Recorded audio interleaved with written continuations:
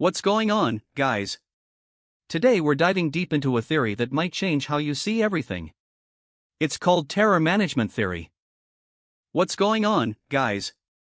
Welcome back to Boondocks Trader. I'm Fedge, and today we're diving into something different, a psychological theory that might explain more about human behavior than anything else I've ever come across. It's called terror management theory.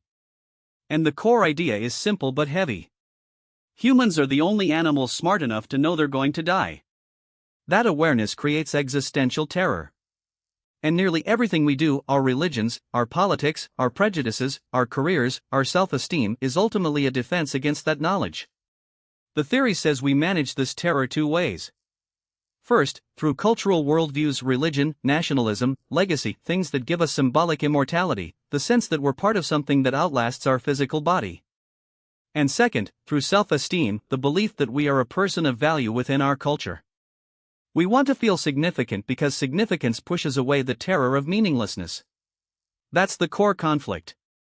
And the data behind it is impressive, over 250 studies across 14 countries. So what actually happens when you remind people of death?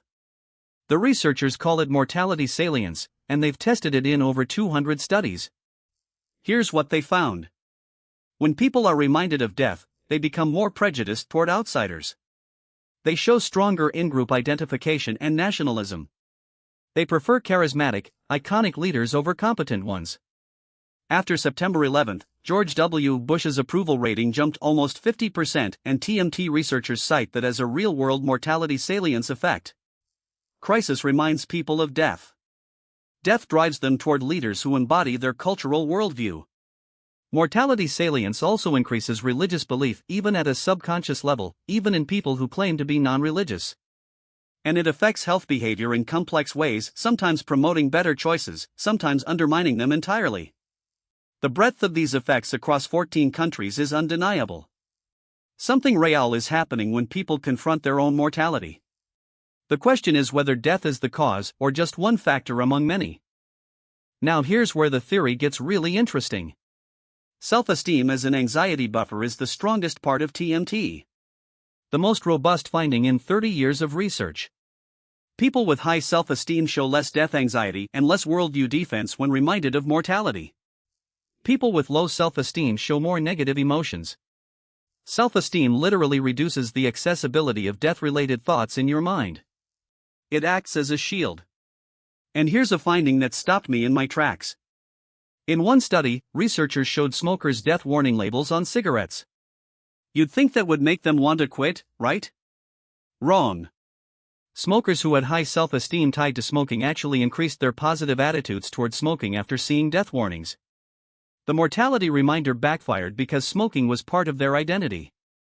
Their self-esteem was built on it. And when death was made salient, they doubled down on the very thing that could kill them because it was their anxiety buffer. That's how powerful self-esteem is as a defense mechanism. It can override survival instinct. But here's where it gets complicated.